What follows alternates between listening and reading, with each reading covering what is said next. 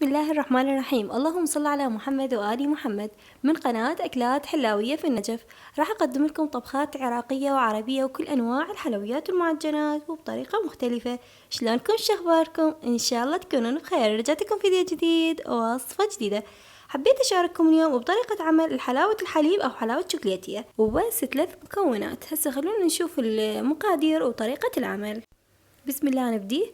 عندي هنا كوبين من الشكر، وكوبين من الحليب الباودر، وكوب حليب مكثف أو علبة من الحليب المكثف، وعندي هنا كوب ونص من المي، وملعقتين كبار من الزبد أو الدهن حار اللي متوفر عندكم، وملعقة صغيرة من الفانيلا ومكسرات للتزيين.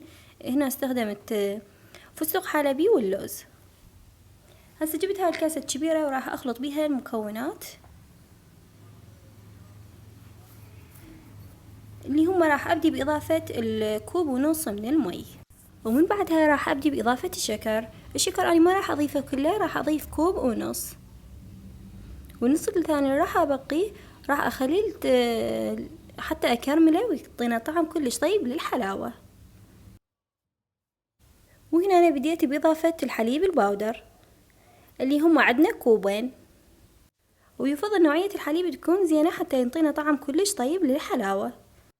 وبديت بإضافة الحليب المكثف ما يعادل علبة من الحليب المكثف، وهنا أنا لازم الآخر قطرة أنزلها من الحليب،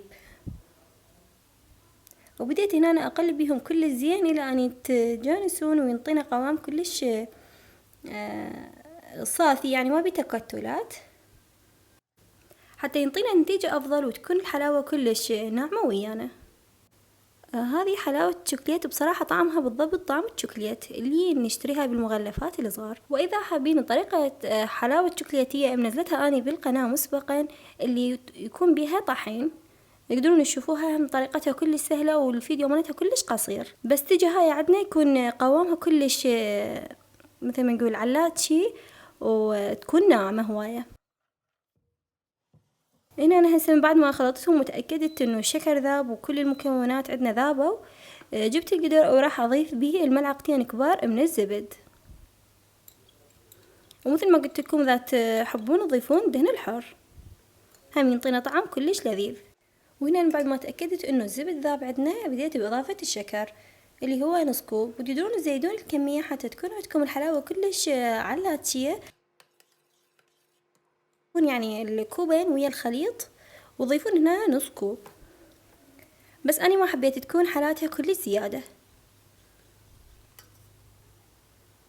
وهنا أنا أبدأ أكرمل بالشكر، ومثل ما تشوفون حبيت أشوفكم كل المراحل. هنا يبدي عندنا مثل ما نقول شلون كأنه ماي الشكر أو ينفش،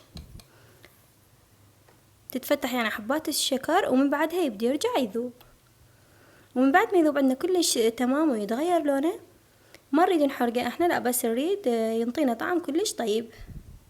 وبهاي المرحلة بدأ عندنا يفصل الشكر من الزبد، ومن بعد ما أخذ هذا اللون وذابوا كل تكتلات الشكر، هسه صار وقت إنه إحنا شنو نضيف عليه الخليط اللي حضرناه بالبداية. وهنا أنا نزلت القدر وراح أبدي أضيف عليه الخليط اللي حضرناه. انتبهوا بهاي المرحلة تكون كلش يعني خاطرة مثل ما نقول، لأن راح يصعد بخار وشي، فانتبهوا على إيديناتكم. ومثل ما تعودتوا علي آخر قطرة أنزل، ولا تخافون إذا شفتوا هيك الشكر راح يتكتل عندكم، شي عادي لأن جاء الحليب يكون بارد. وهنا أنا من بعد ما ضفنا الحليب هاي المرحلة بعد ما لازم نشيل إيدينا من الحليب أو الحلاوة، لأن راح عندنا بسرعة تلتصق بالأسفل ويعطينا طعم مرارة ويتغير اللون. وبهاي المرحلة كلش انتبهوا إيديكم ما ترفعوا عن الحلاوة أو عن القدر، ويا ريت تكون الملعقة شوية حجمها أكبر. بصراحة أنا ما منتبهت شنت، يعني ما أعرف شنو كان بيه فاستخدمت هاي الملعقة، بس هي ما أثرت على شي، بس يعني تكون أسهل لكم بالملعقة الأكبر. وأستمر راح يبدي عندنا يتغير اللون بالتدريج، وتبدي تدخن عندكم شوية شوية. أنا ما حبيت أقطعها حتى أشوفكم إياها كل مراحل تغيير الحلاوة. يعني من يبدو لونها يتغير والقوام مالتها يبدي يثقل. واهم مرحلة نسويها بهاي الحلاوة انه ايدينا ما نرفعهم، يعني نظل مستمرين بالتقليب حتى تنطينا قوام كلش حلو وتكون كلش يعني ناعمة عندنا. هنا انا راح اضيف الفانيلا تقريبا ملعقة الشاي. تقدرون تضيفون نكهة الفانيلا او التوفي او الشوكليت اللي متوفر عندكم وتحبوه. وهنا أنا بدأت عندنا تبقبق يعني وبدأت تثخن مثل ما تشوفون بهذا الشكل. بصراحة جربوها، طعمها كلش طيب، متأكدة إذا تجربوها راح تعتمدوا عليها كلش، يعني مكوناتها سهلة وطعمها كلش لذيذ.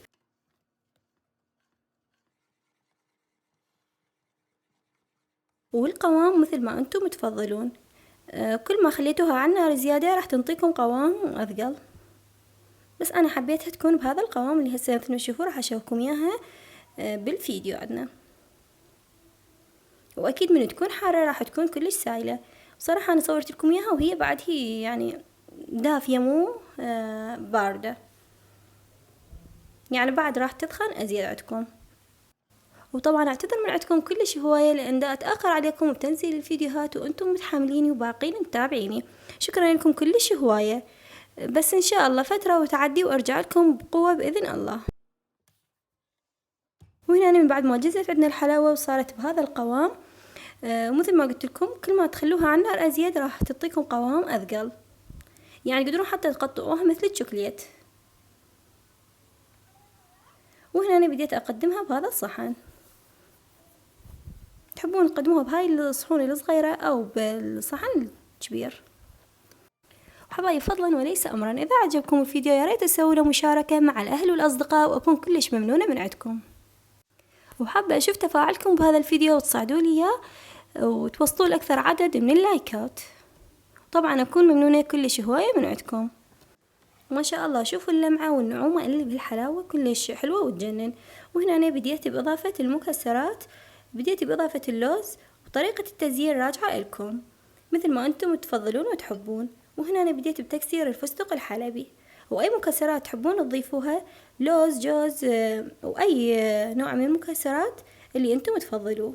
وهنا أنا بديت بإضافة الفستق الحلبي مثل ما تشوفون، ما كسرته كلش، هيك خليته قطع شوية كبيرة. وهذا الصحن الثاني هم بديت أزينه، تقريبا إذا صحن صغير يصير عندكم 4 إلى 5 أصحانه، بس كمية كلش زينة يعني لا بأس بها. وهاي مثل ما تشوفون هنا قوامها وهي بعد هي حارة، يعني ما بردتها.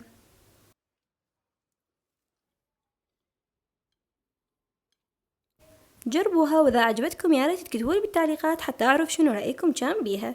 وطبعا اللي هنا ينتهي فيديونا اليوم وياكم. إذا عجبكم الفيديو لا تنسونا من اللايك والاشتراك. دمتم في حفظ الرحمن، مع السلامة وإلى اللقاء.